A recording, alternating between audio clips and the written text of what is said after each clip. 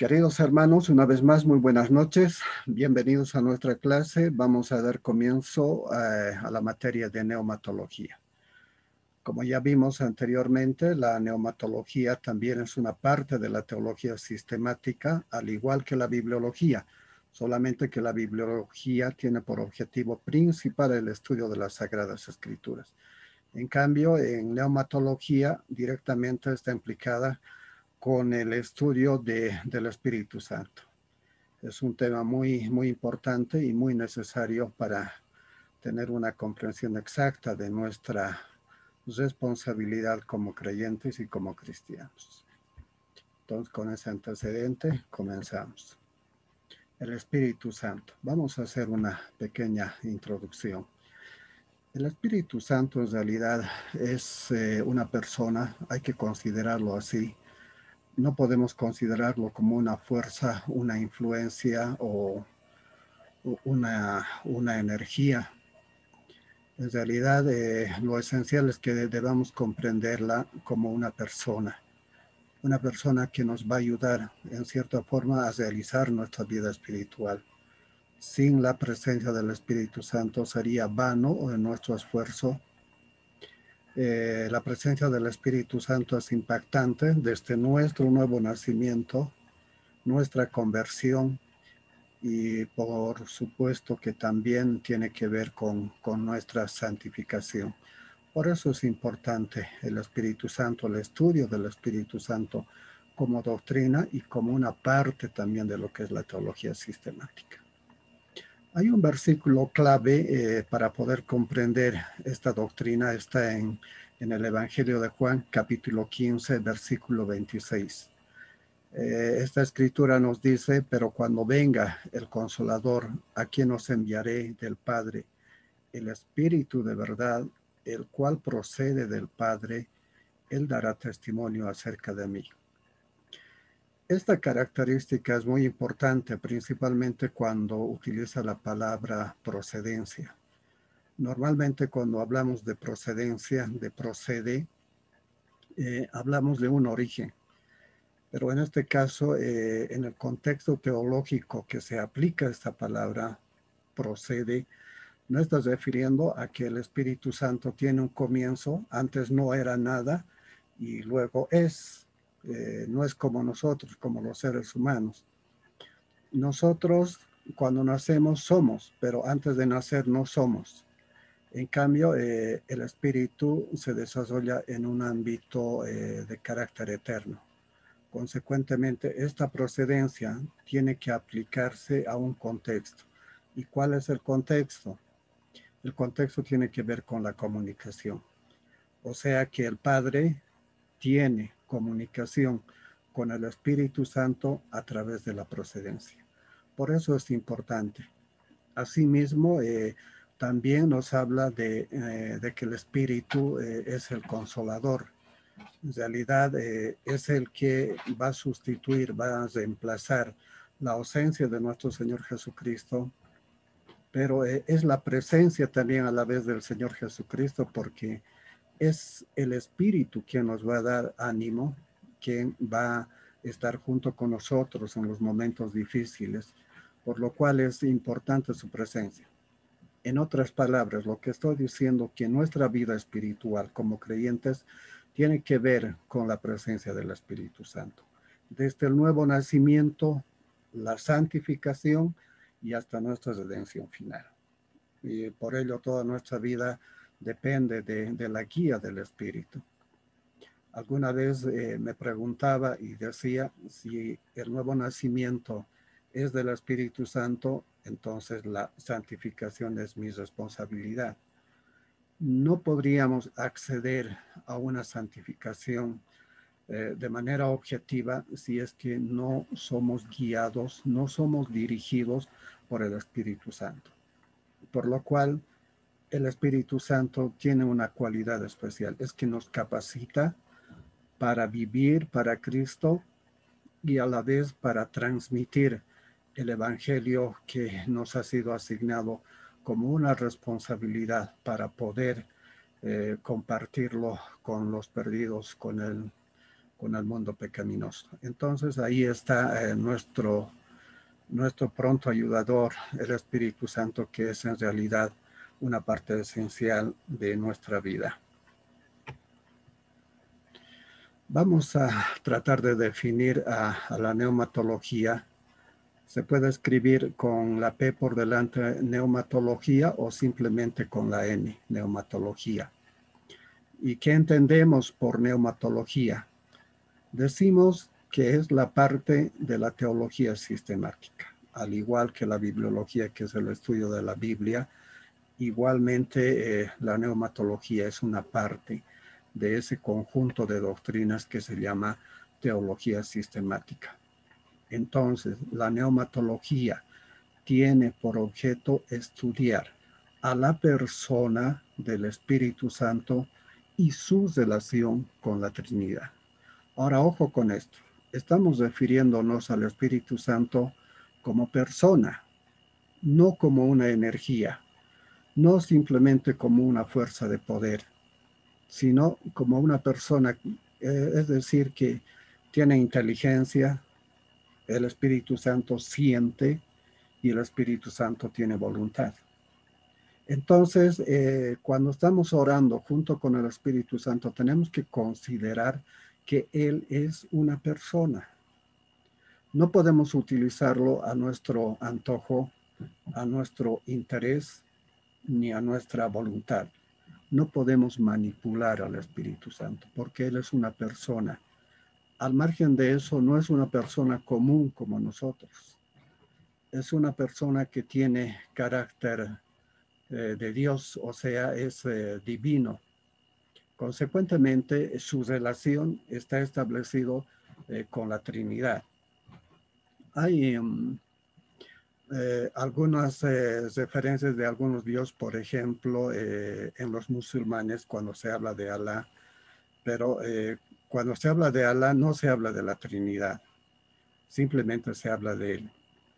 Pero si no hubiera Trinidad, ¿cómo Dios reflejaría su amor?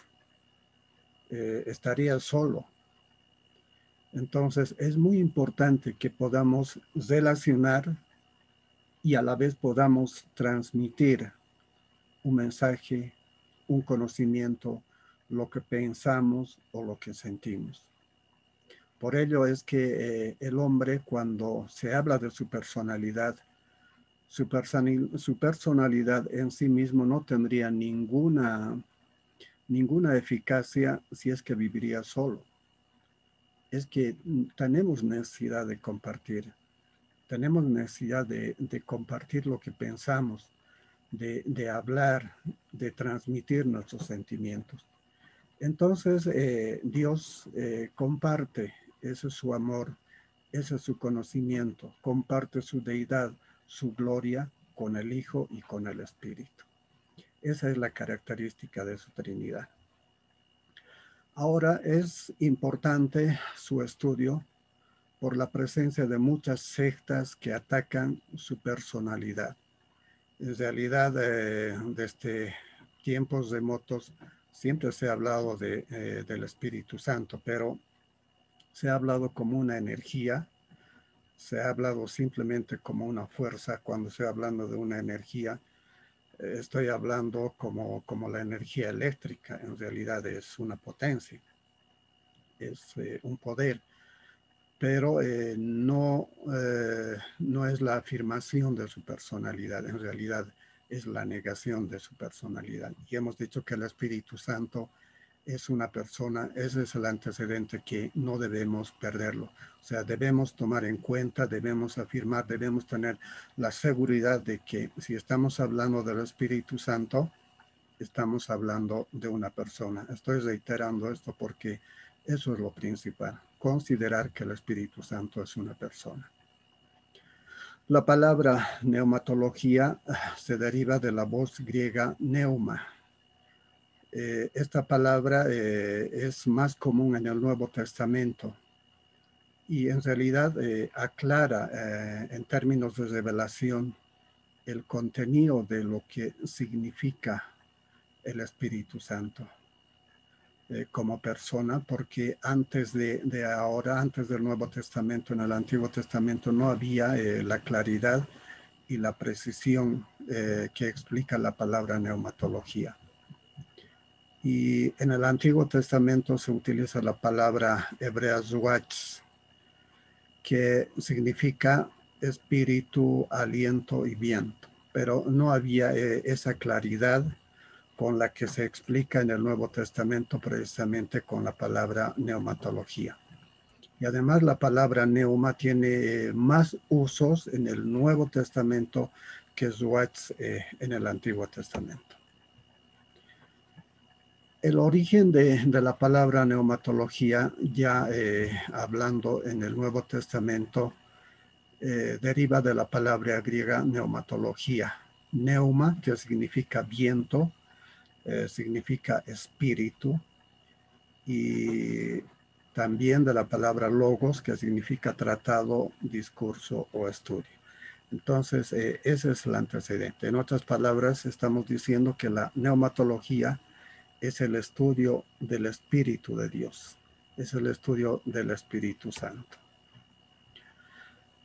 Estas palabras en el Antiguo Testamento, zuach, y en el Nuevo Testamento, neuma, neuma es en griego, zuach es en hebreo, tiene características especiales.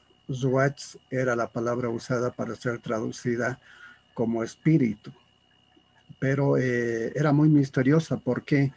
Porque muchas veces también se ha utilizado esta palabra para hacer una descripción del espíritu humano. Entonces había una pequeña confusión. Muchas veces se hablaba del espíritu del hombre y a veces se hablaba del espíritu de Dios.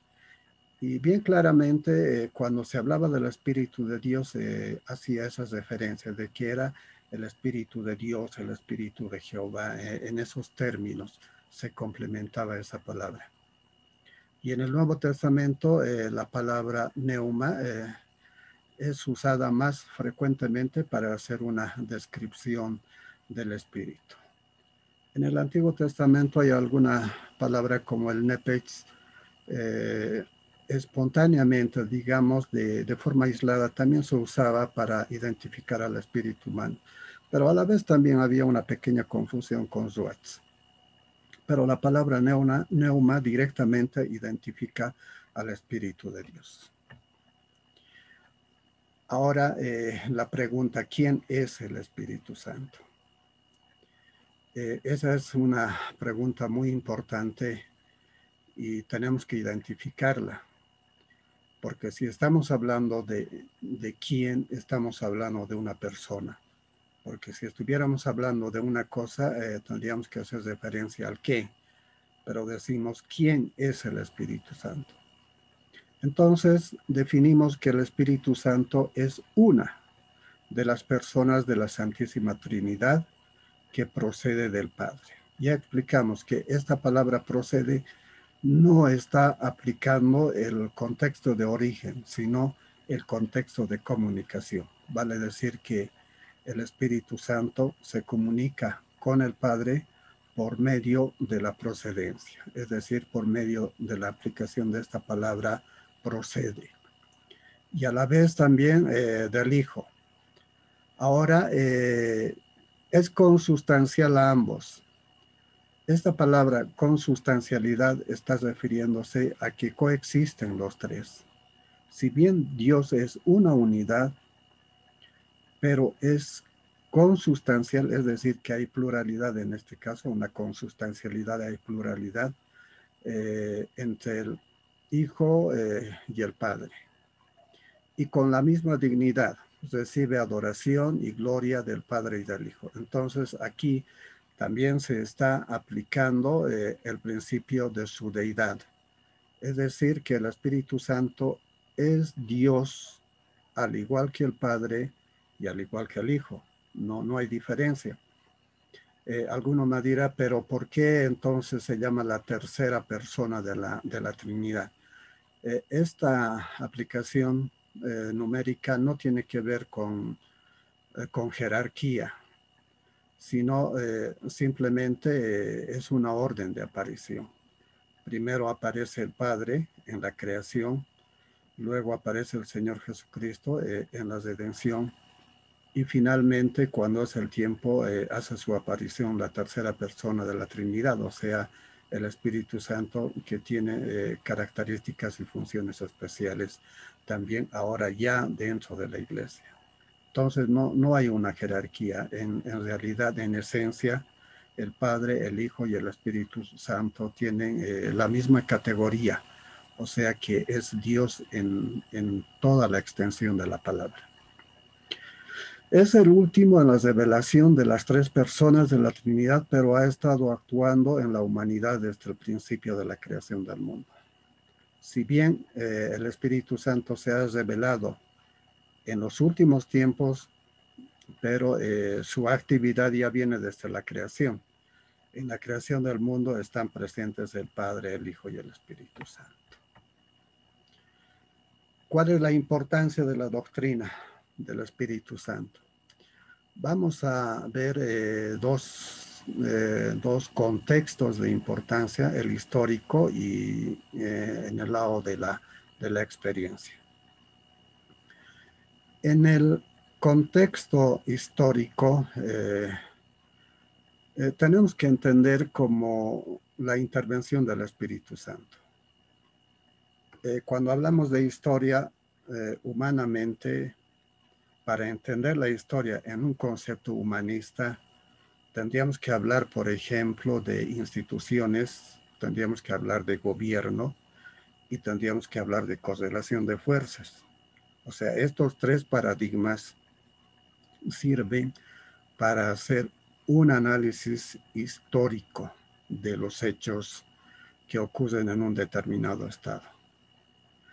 Pero nosotros cuando vemos con ojos de Dios, con ojos teológicos, aunque le parezca subjetivo al mundo, aunque el mundo no quiera entenderlo, nosotros vemos que muchos actos se consuman por la intervención del Espíritu Santo. Voy a dar un ejemplo a esto. En Éxodo tenemos la salida del pueblo, la salida de Egipto, de Israel, y cruza el Mar Rojo. Bueno, eso es un hecho histórico y es un hecho trascendental, pero quizás para muchos sea subjetivo, porque no tiene que ver con gobierno, con instituciones, ni con correlación de fuerzas. Aquí, para nosotros, este hecho es real y se ha comprobado eso. Y hay fechas, más o menos por el 1250 antes de Cristo, más o menos sería una tentativa en la cual los israelitas habrían cruzado el Mar Rojo. Hay esa referencia. De todas maneras, hay lugares, hay fechas que marcan trascendencia en los hechos históricos. Lo que estoy diciendo es que muchos hechos históricos tenemos que comprenderlos por la intervención del Espíritu Santo, no siempre como un fenómeno político. Hay muchas cosas, por ejemplo, en la gracia común hay dos tipos de gracia, una gracia especial y una gracia común. En ambos interviene el Espíritu Santo. La gracia especial es para la salvación, pero la gracia común es para refrenar el pecado. Hay muchos hechos que no se consuman precisamente porque el Espíritu Santo toma parte activa en ese hecho. Por ejemplo, que no suceda una guerra. Eso es una gracia común. Tenía que morir mucha gente, pero el Espíritu Santo interviene y no se hace posible esa confrontación. Tal vez un hecho reciente aquí en Bolivia. Estábamos a punto de ingresar a lo que es una guerra civil. Había todas las condiciones objetivas para ese hecho. Pero no se hace, no se realiza porque hay una intervención, hay una providencia del Espíritu Santo. Entonces, a eso es lo que llamamos también gracia común. Entonces, el Espíritu Santo interviene con los creyentes de una manera especial, pero en términos de prevención, o sea, para cuidar a los hijos, también interviene con los incrédulos, precisamente para refrenar que estos consuman sus males. Ahora, en el contexto negativo, hay también algunas referencias que pueden aplicarse al Espíritu Santo, que pueden refrenar la actividad del Espíritu Santo. O sea, como ya hemos visto que es una persona, tiene inteligencia, tiene sentimientos y tiene voluntad, el Espíritu Santo, pero muchas veces los refrenamos. ¿Con qué? Con, con las instituciones. Por ejemplo, decir, no sé, en mi congregación no reconocemos estos hechos del Espíritu, pero es que tiene voluntad, puede obrar de una u otra manera. La discusión de estos tiempos son los milagros, las sanidades que ocurren verdaderamente en la iglesia de hoy. Pero otros dirán, no, en mi denominación no las reconocemos porque nosotros estamos en el lado del cesacionismo, entonces no hay eso. Entonces es una forma también de controlar al Espíritu Santo. Pero es una persona, no deberíamos hacerlo. Y el otro lado es el extremo de dar toda libertad también a lo que es la experiencia religiosa. No, que haga todo el Espíritu Santo, que haga lo que le corresponde, decimos, ¿no? Pero entre estos también puede involucrarse un espíritu que no es de Dios, puede ser una imitación, por lo cual debemos tener también sabiduría para identificar, o en su caso ser reemplazado por la emoción. La emoción de alguna forma también puede sustituir la obra del Espíritu Santo. O bien controlamos desde el lado institucional, o bien hacemos de que se desborde por el lado de la emoción. Entonces, es necesario siempre que vayamos guardando mesura, vayamos contrastando con la escritura todo lo que está ocurriendo en la iglesia. Las dos posturas para interpretar la obra del Espíritu. Hay dos posturas. Una es el cesacionismo, del que ya les hablé. El cesacionismo es la postura que considera que los milagros, las lenguas y las sanidades ya han cesado.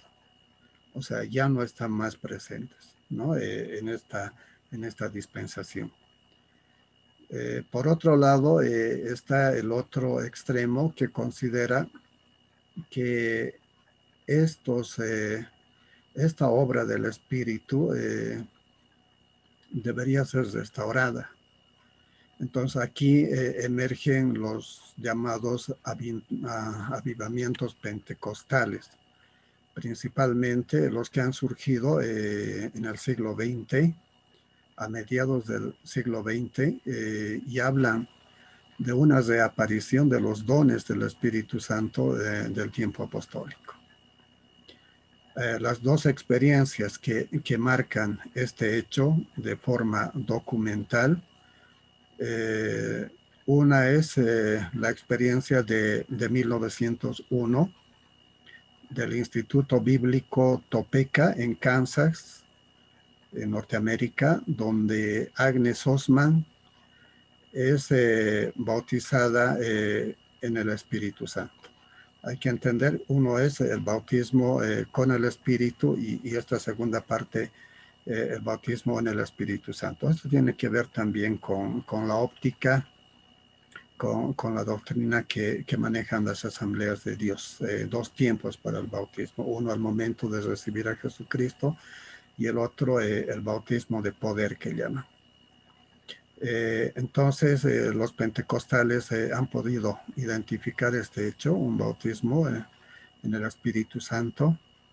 Esto corresponde a un proceso de restauración. Es otra de las posturas.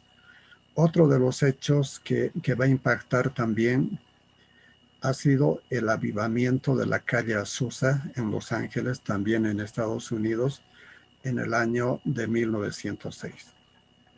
Estos han sido los principios de estos llamados avivamientos. Posteriormente, las experiencias de las iglesias neopentecostales ya han ido profundizando estas experiencias.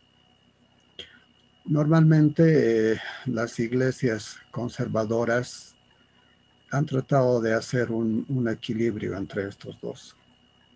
Es cierto que algunos de los dones han cesado en el contexto de que no son frecuentes, pero extraordinariamente por la gracia y la misericordia de Dios, todavía podemos contemplar algunas sanidades de carácter físico que se opera entre los hijos de Dios, es decir, en la iglesia.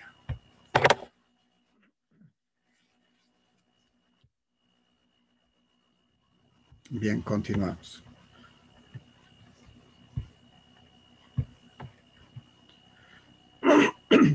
La importancia del Espíritu Santo en la vida del creyente. ¿Cuán importante es el Espíritu Santo en nuestra vida como creyentes ya? En primer lugar, lo que tenemos del Espíritu Santo es la inspiración de las Escrituras. Si no hubiera Escrituras, ¿cómo podríamos confiar en lo que es la Biblia? Porque lo que nos da la garantía y la seguridad de que tenemos un texto que viene como palabra de Dios es precisamente la inspiración. Los 66 libros que tenemos actualmente como palabra de Dios, el sello que tiene es que son divinamente inspirados, entonces nos da esa seguridad. Por lo mismo nos da la confianza de que es palabra de Dios. Lo segundo, sin el Espíritu Santo no sería posible la salvación, porque el Espíritu Santo es el que va a obrar en todo este proceso de salvación del que nosotros somos beneficiarios en este momento. Es la obra del Espíritu Santo que comienza con el llamado, la regeneración, o también llamado el nuevo nacimiento. Después de la regeneración viene la conversión. Esa parte de la conversión ya es una obra, una responsabilidad nuestra, porque para que una persona se convierta, indudablemente tenemos que mostrarle, tenemos que leerle, tenemos que explicarle las escrituras. Entonces, ahí está el Espíritu Santo preparando a las personas con la regeneración, pero también tenemos que coadyuvar, esa es nuestra parte ya en la conversión. Luego de que el regenerado se convierte, automáticamente ya es justificado. Justificado quiere decir que es declarado sin culpa, o sea, sin pecado. Así como nuestro Señor Jesucristo ha sido justo, el hecho de que ya haya sido bautizado en el Espíritu Santo, ese bautismo lo ha incorporado al cuerpo de Cristo. O sea, esa persona ya no se ve como una persona individual, un creyente de verdad, ya forma parte del cuerpo de Cristo. Es decir, que cuando Dios le mira a esa persona, ya no le mira como una persona pecadora, sino le ve ya como a Jesucristo, lo ve justo en toda la extensión, o sea, sin pecado. Entonces, esa es la cualidad que tiene el creyente cuando se convierte, es justificado, es declarado sin pecado. Esto también es obra del Espíritu Santo. Lo otro tiene que ver con la santificación. Segunda Tesalonicenses 2:13. La santificación también es una obra del Espíritu. Alguna vez he intentado perfeccionar mi vida, pero por mi propia cuenta. Y concluí que era un fracaso, que nunca ha resultado, por lo que tuve que aprender a depender de la guía del Espíritu Santo. Entonces, en esa medida es posible acceder a la santificación, porque ahí se manifiesta el poder de Dios contra el pecado. Y finalmente, la redención final, es decir, nuestro estado de glorificación va a concluir todo esto y va a ser la obra terminada. Ya vamos a adquirir un cuerpo sin pecado, ya no va a pecar más y toda esta obra va a ser consumada. Todo esto, hermanos, es obra del Espíritu Santo. Desde el llamado, la justificación, la santificación, la redención final, es obra del Espíritu. O sea, si no interviene el Espíritu, estamos perdidos. Muchas veces confundimos esta obra del Espíritu con el conocimiento. Pensamos que estudiando la palabra de Dios, asimilando cognitivamente, pensamos que ya está la obra concluida, como decir, ya sé que esto es el Evangelio, pero no hemos experimentado esta relación que nos propone el Espíritu Santo. Por eso es importante, no solamente tiene que ver con el conocimiento, tiene que ver también con una experiencia, una relación. Tenemos que ser fruto del Espíritu. Las otras obras del Espíritu, el Espíritu nos ayuda a discernir y a identificar espíritus engañadores. Es obvio. Siempre las ha habido en los tiempos de los apóstoles, hoy continúa habiéndolos. Hay muchos espíritus engañadores y se hacen manifiestos principalmente en los extremos donde se utiliza bastante emoción. Entonces es necesario también tomar alguna consideración en este aspecto. Tenemos que siempre estar constantes en la lectura de la palabra. ¿Para qué? Para poder entender la obra que está realizando el Espíritu Santo. Sin el Espíritu Santo no habría escrituras.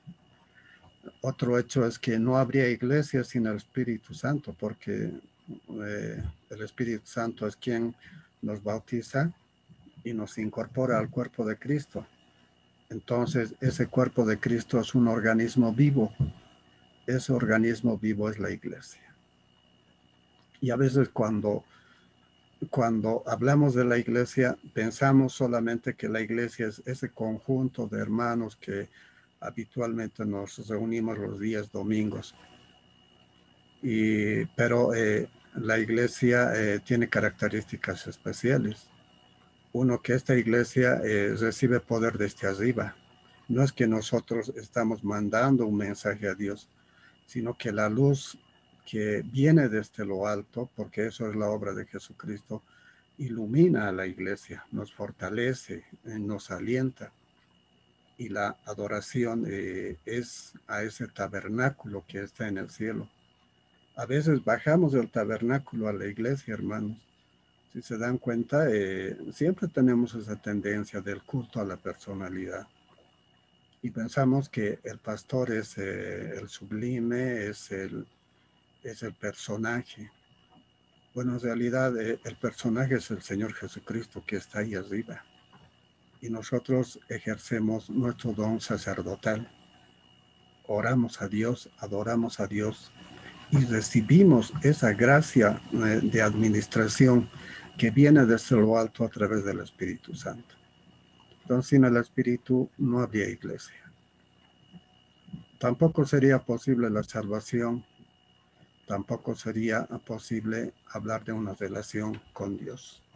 Entonces, hermanos, eso es lo que tenemos que ir siempre considerando y tenemos que ir viendo.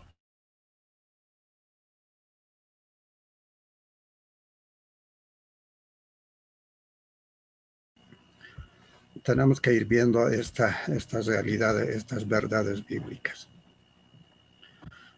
No sería posible la salvación ni habría relación con Dios.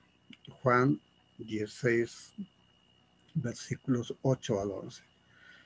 Sin el Espíritu, el evangelismo sería inútil porque sería humanismo.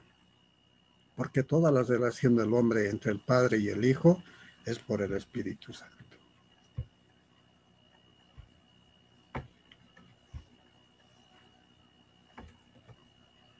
La importancia de la doctrina. Ya dijimos que lo esencial es considerar al Espíritu Santo como una persona, como la gloriosa persona de la Trinidad divina. Y hubieron desde los principios, desde los primeros tiempos de la Iglesia, algunas ideas erradas que no consideraban al Espíritu Santo como una persona.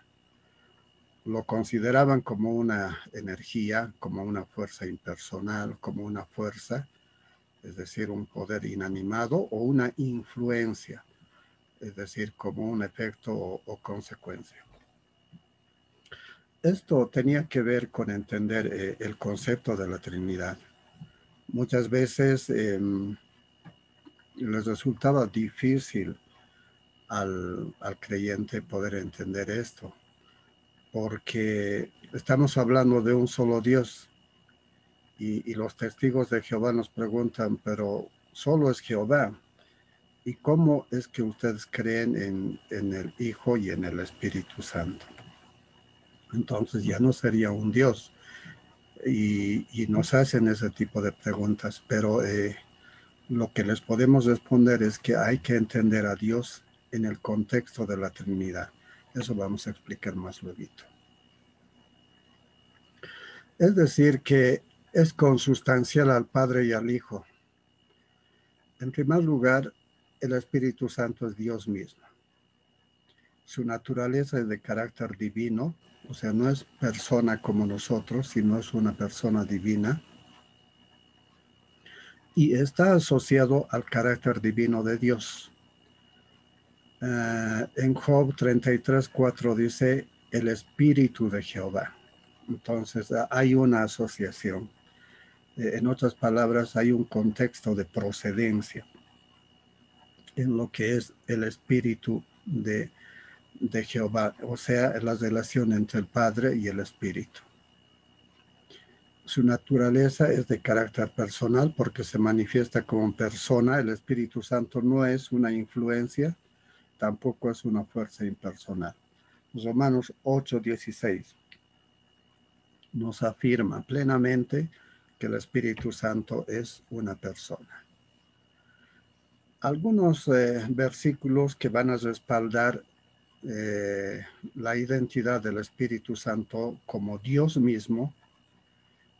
Aquí tenemos 4 versículos que hacen referencia a la divinidad del Espíritu Santo, que no es una fuerza impersonal como lo plantean muchos.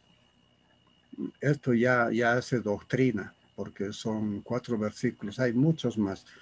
Pero, a ver, veamos, Job 33:4, el Espíritu de Dios me hizo y el soplo del Omnipotente me dio vida.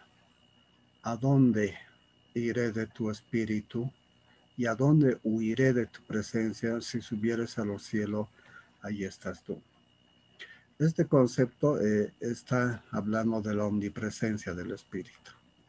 Entonces, si Dios es omnipresente, también lo es el Espíritu Santo. En 1 Corintios nos dice, capítulo 2, versículos 10 al 11. Pero Dios nos las reveló a nosotros por el Espíritu, porque el Espíritu todo lo escudriña, aún lo profundo de Dios. Nadie conoció las cosas de Dios sino el Espíritu de Dios. Aquí está hablando de la omnisciencia del Espíritu. También la omnisciencia es un atributo propio de Dios. Entonces, Dios es omnisciente, lo sabe todo, también lo sabe el Espíritu. Juan 3, versículos 5 al 8, respondió Jesús, de cierto te digo que el que no naciere de agua y del Espíritu no puede entrar en el reino de Dios. Lo que es nacido de la carne, carne es, lo del Espíritu es Espíritu. Y en Romanos 8:11, si el Espíritu de aquel que levantó de los muertos a Jesús mora en vosotros, vivificará también vuestros cuerpos mortales por su Espíritu que mora en vosotros. El estado final ya, cuando ya se concluya esta obra, todo esto que va a ocurrir con nuestros cuerpos va a ser obra del Espíritu.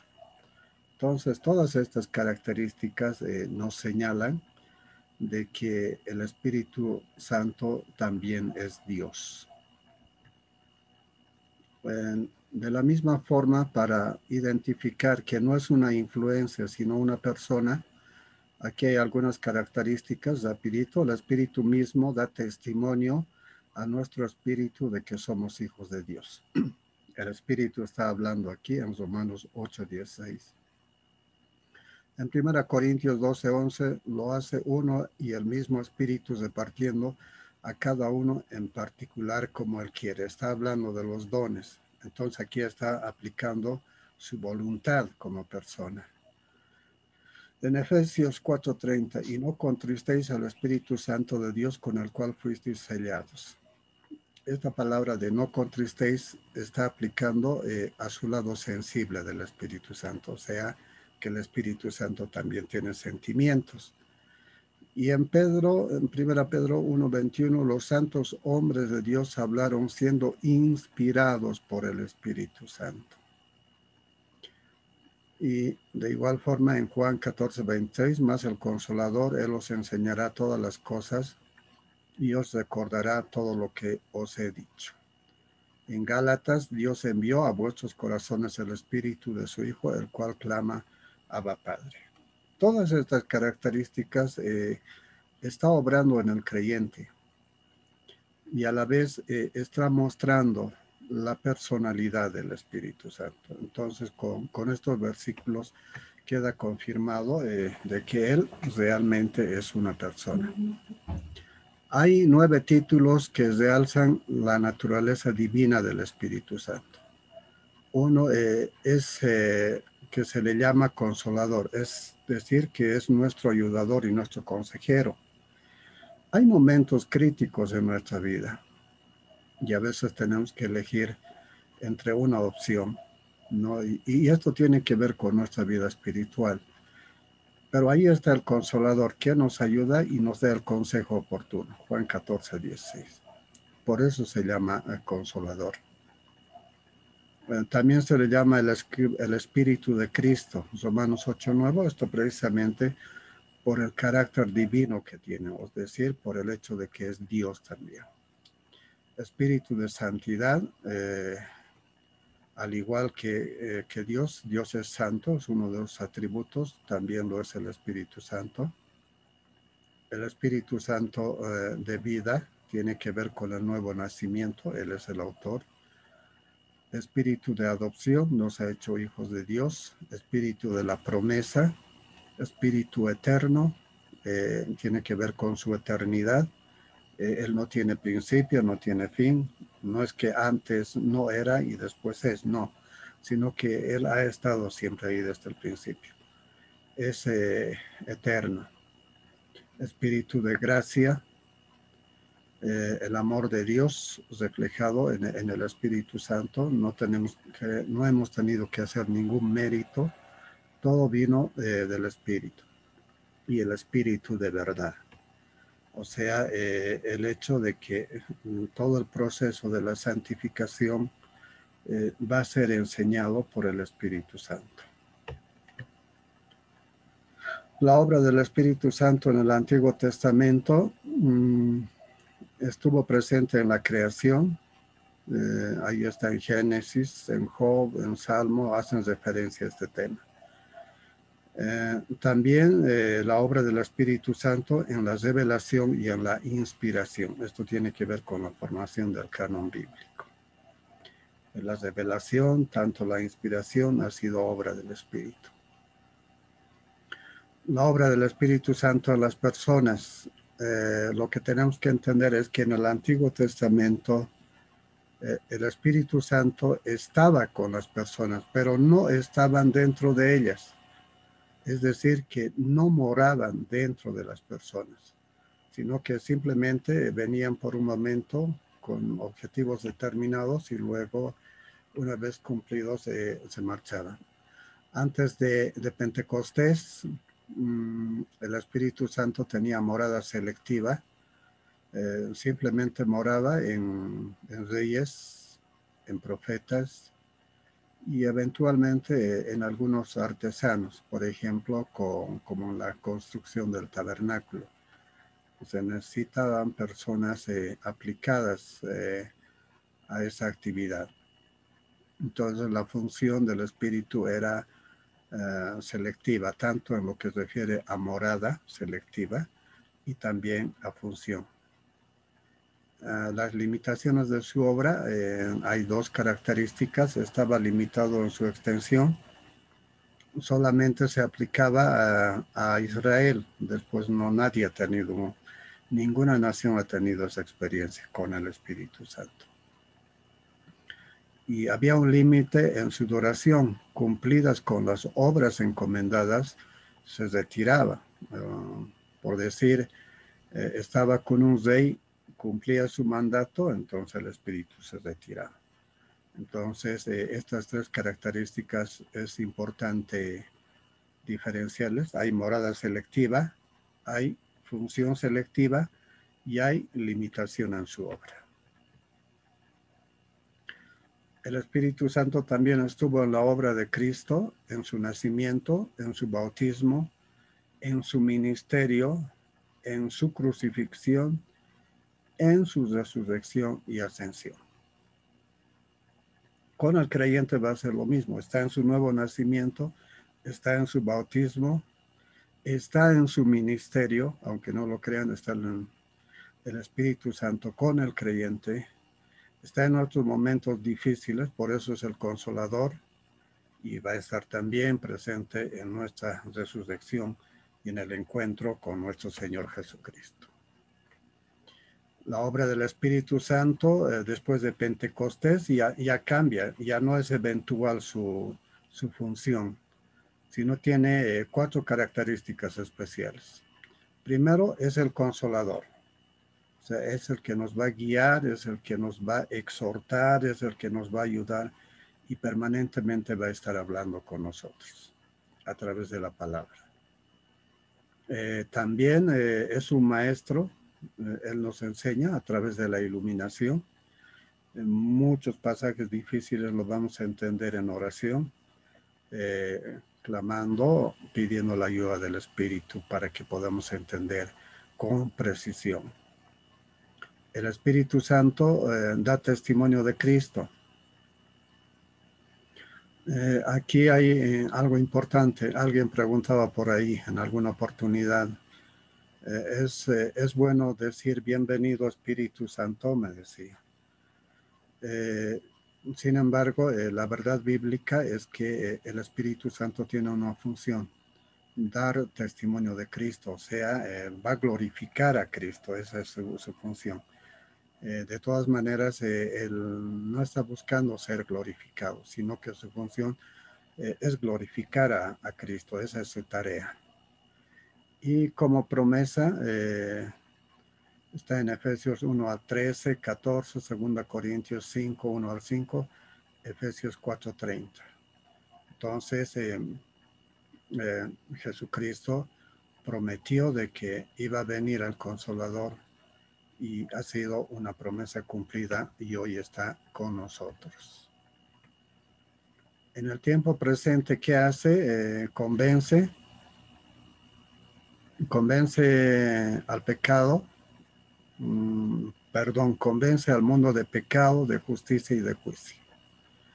También regenera, obra en el nuevo nacimiento, limpia al creyente con la sangre de Cristo. También santifica, hace real en la vida del creyente la justicia que Dios ha hecho. Es decir, que el Espíritu Santo nos capacita ¿para qué? Para mostrar a Jesucristo en nuestra identidad. Esa es una gran bendición. Capacita también, llena de poder al creyente, la santificación en la historia de la iglesia. Entonces, toda esta obra es indudablemente un gran regalo, es un gran beneficio del que pueden disfrutar todos los creyentes. Ahora bien, vayamos a la Trinidad. Esta parte es algo difícil de entender, pero tenemos que hacerlo. Estamos hablando de un Dios, de un solo Dios, pero opera de manera consustancial entre el Padre, el Hijo y el Espíritu Santo. Es decir, que Dios es Padre, Dios es Espíritu Santo y Dios también es el Hijo. Entonces, esto es lo que tenemos que considerar. Ahora, si Dios es Padre, si Dios es Espíritu Santo, si Dios es Hijo, en este contexto estamos hablando de lo que es la unión consustancial. A ver, veamos esto. Concebir la Trinidad en un concepto filosófico puede concluir en contradicción. A veces queremos entender estas verdades bíblicas con la racionalidad, pero mirando ese lado podemos simplemente encontrar contradicción. En lo que debemos quedar bien en claro es que Dios es una sola persona. Ahora, la fórmula de la Trinidad no es la contradicción, sino es la paradoja. Esto hablando filosóficamente. ¿Por qué? Porque la paradoja, dicho o hecho contrario a la lógica, la contradicción es ser y no ser al mismo tiempo. Ahora, la paradoja no es contradicción. La paradoja puede explicar una verdad, pero de una forma diferente, porque la contradicción habla de ser y no ser al mismo tiempo, pero la paradoja no es así. Entonces, si vamos a tratar de entender filosóficamente a la Trinidad, hay que buscarla entender de este lado de la paradoja. La paradoja de la Trinidad. Dios es uno en esencia. Esta es la paradoja. Dios es uno en esencia y tres en persona. Entonces, es una unidad en esencia, podemos decir así, y es una pluralidad en persona. Ese es el misterio. Ese es el misterio difícil de entender en la doctrina de la Trinidad. Y es misteriosa porque nuestra mente no puede concebir que Dios sea uno en esencia y tres en persona. A ver, tal vez un poco para ampliar, nosotros, para determinar nuestra personalidad, tenemos que ubicarla en un prójimo. O sea, no se va a desarrollar nuestra personalidad si es que no hablamos con alguien. Solamente puede dar a surgir nuestra personalidad cuando estamos en contacto con alguien, cuando compartimos nuestras ideas, nuestros sentimientos o finalmente la voluntad que tenemos con referencia a determinado problema. Entonces, ahí es donde emerge la personalidad. Y en el caso de Dios, no hay dos dioses, o sea, Dios con quién va a hablar, pero necesita amar, eso es lo fundamental. Entonces Dios expresa su amor en esta Trinidad. Entonces cuando dice es uno en persona, pero muestra su personalidad en el Hijo y en el Espíritu Santo. Es decir, que con Él comparte tanto sus sentimientos, su forma de pensar, etc. Y están al mismo nivel también, porque es Dios. Entonces, la característica especial es que es uno en esencia y tres en persona. Eso es lo que, eso es lo que refleja el concepto de la Trinidad. Dios es esencia. ¿Qué significa esto? Significa que Dios es un solo ser. No es que tenga una parte aquí y otra allá, sino un solo ser. Pero a la vez es Dios un ser en tres personas. ¿Esto qué significa? Que Dios existe simultáneamente, esa es la palabra clave. Existe simultáneamente en tres personas, es decir, entre el Padre, el Hijo y el Espíritu Santo. Algo que va a ilustrar esto es en el pasaje de Mateo cuando el Señor Jesucristo es bautizado. Entonces ahí estaba el Hijo y desciende el Espíritu Santo en forma de paloma. Ahí está el Espíritu Santo. Y habla el Padre, este es mi Hijo amado. Entonces hay una simultaneidad, hay un acuerdo común de cooperación entre las tres personas de la Trinidad. No hay contradicción. Entonces Dios vive de esa forma. Vive simultáneamente, coexiste simultáneamente entre las tres personas de la Trinidad. La diferencia con la persona creada, la persona humana manifiesta ser un solo ser en una persona. En cambio, la Trinidad es algo diferente. Es un solo ser en tres personas. Entonces, este es el misterio. Esto es lo que tenemos que entender. Dios es uno, pero vive en tres personas. Subsistencia en la divinidad. Tiene por finalidad distinguir a cada persona de la Trinidad. Es una diferencia real, pero no esencial.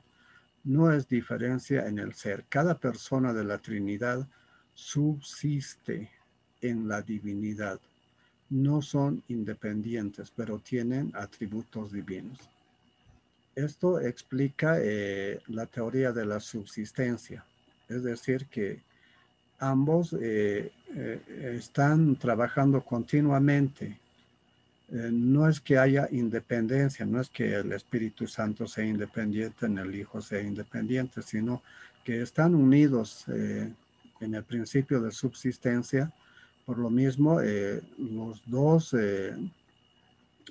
las tres personas coexisten simultáneamente. También acerca de su existencia en la divinidad. Este término que también sirve para distinguir a las personas de la Trinidad. Dios es eterno, tiene el poder de ser dentro de sí mismo. Dios no es un ser creado. La existencia creada no se caracteriza por ser, sino por llegar a ser. En la Trinidad no son tres existencias independientes, sino tres subsistencias dentro de Dios.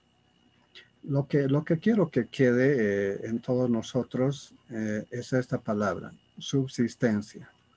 Entonces, para entender la Trinidad tenemos que entender esto, que Dios es un Dios trino, pero en tres subsistencias dentro de Dios. O sea, dentro de Dios está el Hijo y dentro de Dios está el Espíritu.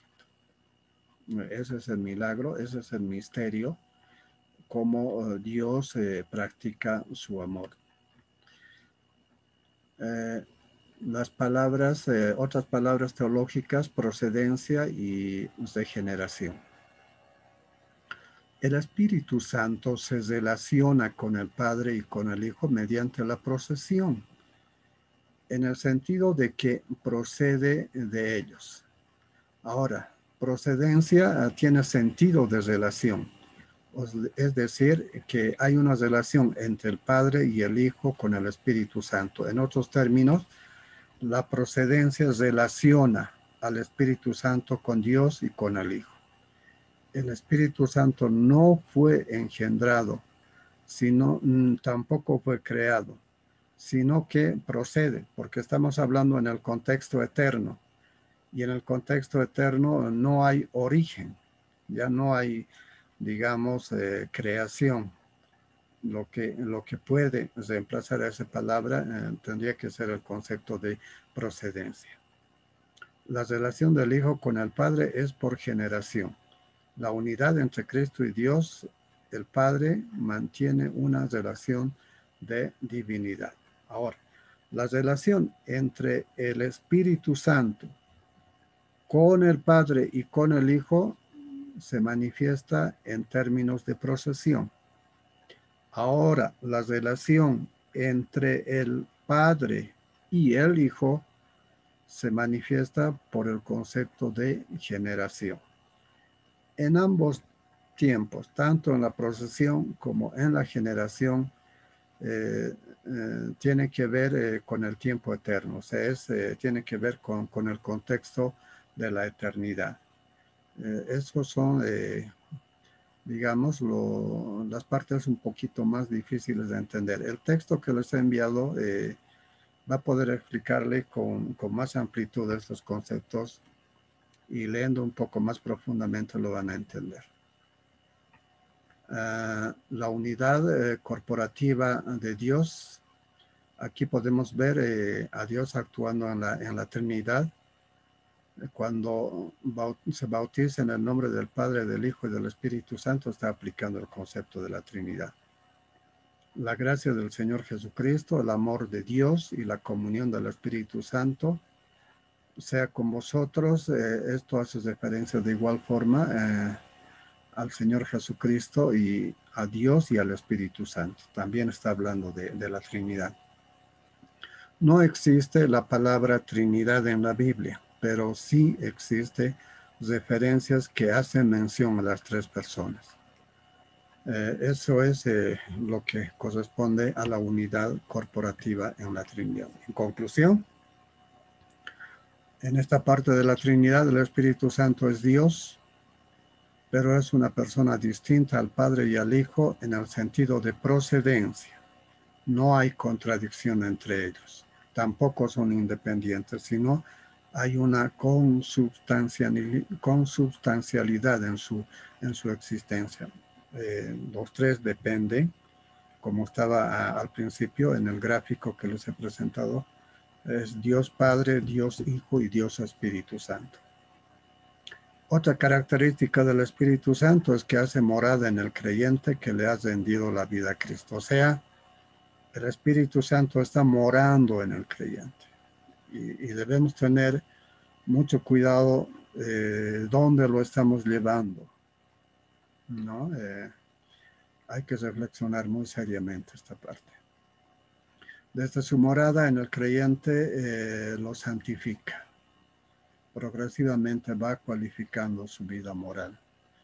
El Espíritu Santo es amigo, es ayudador, tiene poder para capacitarnos para hacer la obra de Dios en el mundo. Ahora vamos a hablar de la personalidad del Espíritu Santo. Todavía tenemos tiempo. Cuando hablamos de la personalidad del Espíritu Santo, hay que entenderlo en dos tiempos. En el Antiguo Testamento, cómo se manifestaba, y en el Nuevo Testamento, o sea, en el tiempo de la Iglesia. En el Antiguo Testamento, ya lo dijimos anteriormente, el Espíritu Santo tenía una morada selectiva y temporal. Selectivamente estaba aplicado para determinada actividad. Cumplida esa actividad, también se retiraba. Por eso es que su presencia era solamente temporal. Y después de la obra de nuestro Señor Jesucristo, ya en el Nuevo Testamento, después de Pentecostés, la morada del Espíritu Santo tiene carácter universal, ya no es solamente para Israel, es para todo aquel que cree en el Señor Jesucristo como su Señor y Salvador. Y su morada es permanente, ya no es temporal, está siempre con nosotros. Por eso es nuestro ayudador y nuestro consolador. La morada o el regalo del Espíritu Santo Es una promesa cumplida, fue un anuncio de nuestro Señor Jesucristo de que vendría este regalo de que el Espíritu Santo tendría morada en nosotros. En el Antiguo Testamento el pecado podía quitar el espíritu, como en el caso de Sansón, se retiró el espíritu de David y de Saúl. Pero en el creyente el pecado no puede quitar al espíritu.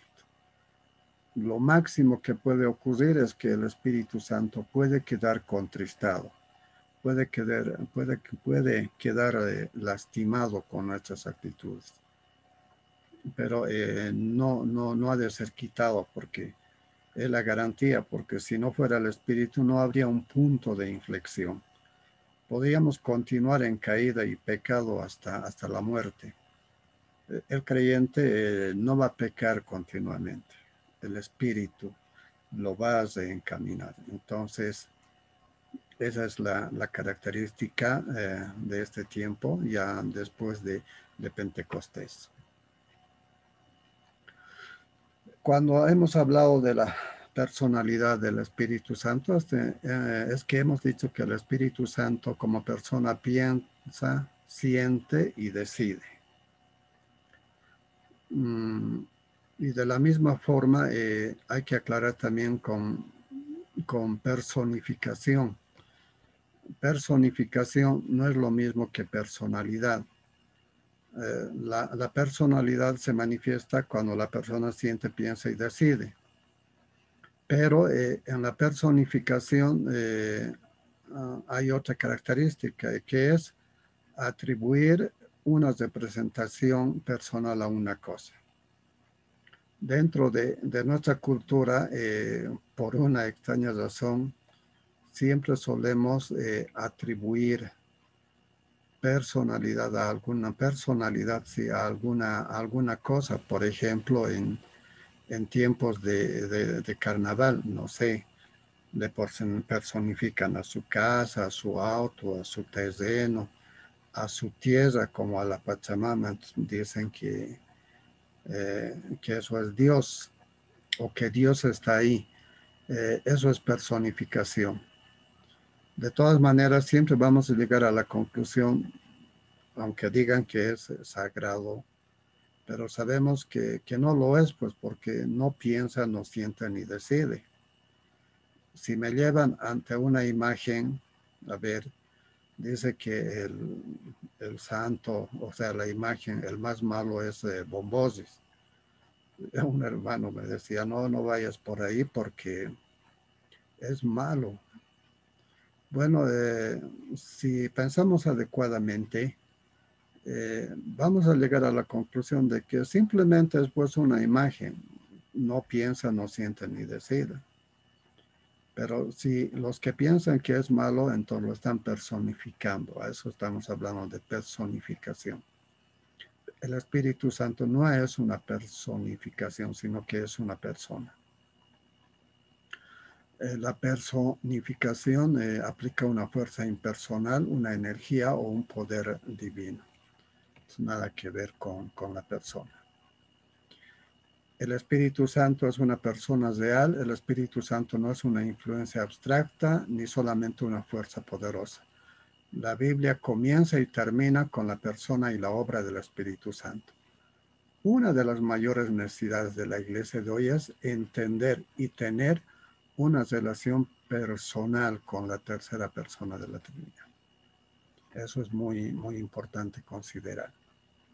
De que estamos hablando con el Espíritu, ese Espíritu que mora dentro de nosotros. Entonces hay que entender la calidad de persona que somos privilegiados porque estamos portando el Espíritu de Dios. El significado de la personificación, ya hemos hecho referencia a eso, es un poder que viene de Dios, supuestamente, es una energía o es una fuerza. Ya hemos hablado de esto, de la tierra, puedes representar a una persona, o como Lutero puedes representar a la Reforma, pero no, pues no tiene el carácter de una persona divina como es el Espíritu Santo. Los que niegan la persona del Espíritu Santo. Hay dos grupos que han negado. Por una parte están los monarquianos. Los monarquianos razonaban de que, bueno, hay un monarca, es Dios, y fuera de él no hay otro. Por ello es que negaban la persona del Espíritu Santo. Porque si vamos a aceptar como persona, entonces tendría que haber tres dioses, decían, ¿no? El Padre, el Hijo y el Espíritu Santo.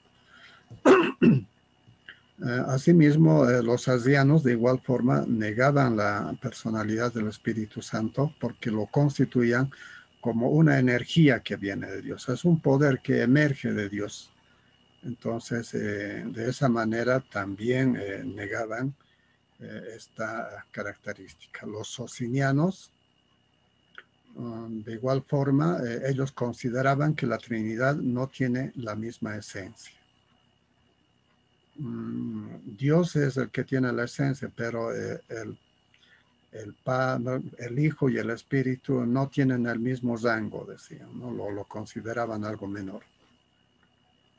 Los teólogos liberales es solo una función de Dios o simples manifestaciones, decían. La ortodoxia, la neoortodoxia de igual forma, ahí está Karl Barth y otros más, que consideraban solo como una actividad de Dios. O sea, también negaban la persona del Espíritu Santo.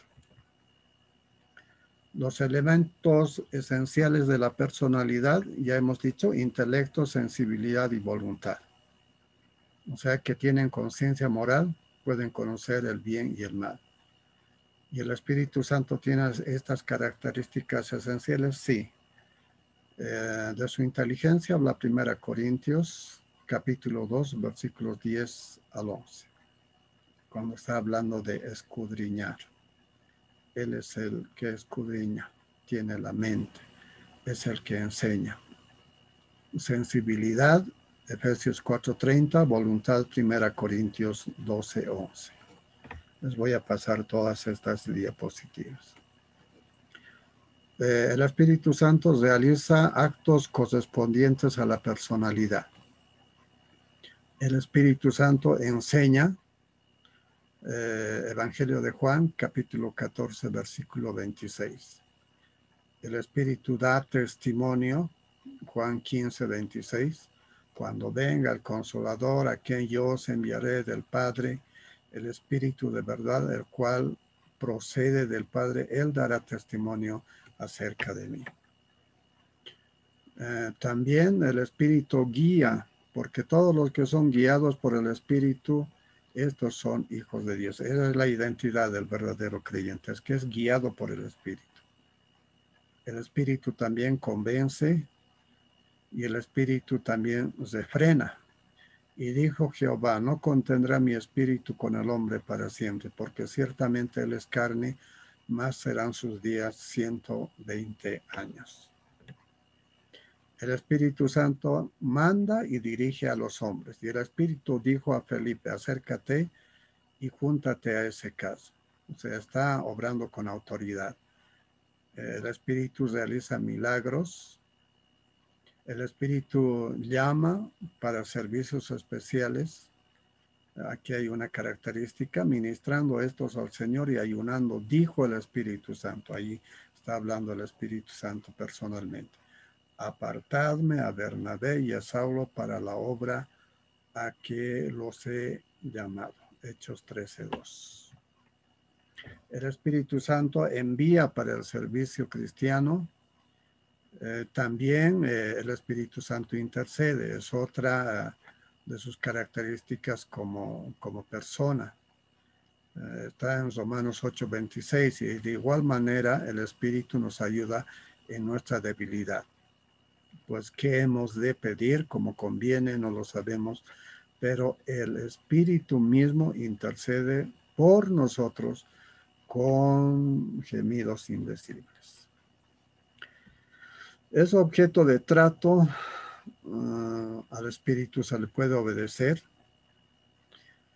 Se le puede mentir, se le puede resistir, se le puede contristar. Esto es lo que habitualmente hacemos cuando pecamos. Se le puede reverenciar, se le puede blasfemar o se le puede injuriar. Aunque en nuestras relaciones interpersonales la injuria es un delito, pero espiritualmente también se puede injuriar al Espíritu Santo. De esa manera se puede contristar. El Espíritu Santo tiene un oficio que demanda una personalidad. Y yo rogaré al Padre, y Él les dará otro consolador para que esté con vosotros para siempre. Está hablando de la permanencia del Espíritu Santo. Es nuestro maestro, es nuestro guía, Juan 14, 26. Es testigo de Cristo. Su objetivo es glorificar al Señor Jesucristo, la obra del Señor Jesucristo. Entonces, esto es otra de las actividades que realiza también el Espíritu. Es identificado con otras personalidades. El hecho de que el Espíritu Santo es la tercera persona es prueba notable de su personalidad. Esto podemos encontrarlo en la fórmula del bautismo, de las bendiciones de la Biblia. Mateo 28, 19 y 2 Corintios 13, 14. Bautizándolos en el nombre del Padre, del Hijo y del Espíritu Santo. Es decir, que le está dando la misma categoría y autoridad divina del Dios Padre. Se identifica con los creyentes al hacer decisiones personales. ¿Por qué ha parecido bien al Espíritu Santo y a nosotros? Las Escrituras hacen una distinción entre el Espíritu y su poder. Hechos y 1 Corintios. Como Dios ungió con el Espíritu Santo y con el poder a Jesús de Nazaret. 1 Corintios 2:4. Y finalmente, la deidad del Espíritu Santo. El Espíritu Santo tiene categoría también de deidad, o sea, de Dios. Está claramente establecido. Vamos a ver algunas características. El Espíritu Santo tiene omnisciencia. Cuando dice el Espíritu Santo todo lo escudriña, ¿quién enseñó al Espíritu de Jehová? 1 Corintios 2, 10, 11, Isaías 43. Igual que Dios tiene el atributo de omnipresencia, puede estar en cualquier lugar. ¿A dónde me iré de tu espíritu? El Salmo 139, 7. Comparar con ¿y a dónde huiré de tu presencia? Salmo 139, 7. Tiene eternidad, el espíritu eterno, Hebreos 9, 14. Puede ser blasfemado, la blasfemia contra el espíritu, eso vamos a hablar en un tema aparte. Y cambia los corazones, o sea, tiene poder para hacer esa actividad. El que no naciere de agua y del Espíritu no puede entrar en el reino de los cielos. Hay una cooperación divina entre el Padre, el Espíritu Santo y el Hijo. Estos tres pasajes que están aquí registrados hacen referencia a eso, están hablando del mismo evento. El Padre dice en Isaías 6, 8 al 10, después oí la voz del Señor que decía, anda y di a este pueblo, oíd bien y no entendáis, ved por cierto, mas no comprendáis. Engruesa el corazón de este pueblo y agrava sus oídos y ciega sus ojos para que no vean con sus ojos, ni oiga con sus oídos, ni su corazón entienda, ni se convierta y haya para él sanidad. Bueno, eso era la opinión del Padre, que dice el Espíritu. Bien habló el Espíritu Santo por medio del profeta Isaías. Nuestros padres diciendo, ve a este pueblo y diles, de oído oiréis. Exactamente estás haciendo referencia a lo escrito en Isaías 6, 8 al 10. Y está ratificando el mismo concepto en Hechos 28, 25 al 27. Y finalmente, en el Evangelio de Juan, capítulo 16, versículos 13 a 14, De la misma forma, tiene el mismo contexto de los dos anteriores, pero cuando venga el Espíritu de verdad, y Él os guiará a toda la verdad, porque no hablará por su propia cuenta, sino que hablará todo lo que oyere y os hará saber. Prácticamente estás resolviendo este conflicto que había con el pueblo de duro corazón. En conclusión, el pecado puede ser resistido y vencido únicamente mediante la intervención poderosa de la tercera persona de la Trinidad, o sea, el Espíritu Santo, que no es una energía modificada, sino la plenitud de un poder divino. El Espíritu Santo es el que hace efectivo lo que logró el Redentor del mundo. Mediante el Consolador, el corazón se purifica. Gracias a la obra en el creyente, llega a ser partícipe de la naturaleza divina. Cristo nos dio el divino poder de su Espíritu para que podamos vencer las tendencias al mal, sean heredadas o cultivadas, y para imprimir en la iglesia su propio carácter. Entonces, esa es toda la obra que hace el Espíritu Santo en el creyente. Podemos concluir con tres ideas básicas. Primero, que el Espíritu Santo es una persona porque piensa, porque siente y porque decide. Lo segundo, el Espíritu Santo forma parte de la Trinidad, aunque Dios es uno en esencia, pero es consustancial con el Padre. Es decir, que los tres coexisten. Dios es uno en esencia, pero consustancial entre el Hijo y el Espíritu Santo.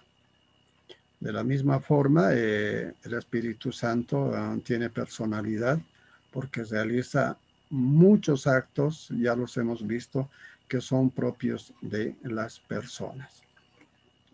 Hasta ahí sería la clase de hoy. Estamos en el tiempo oportuno. Hemos concluido entonces esta parte. La próxima semana vamos a continuar con otros aspectos de esta parte de la neumatología y que tiene que ver con el Espíritu Santo. Les recomiendo que lean el texto que les he enviado. También les voy a enviar otro libro más para que puedan ir profundizando todos estos conceptos. No olviden poner su nombre, por favor, hermanos, en el WhatsApp para controlar la asistencia.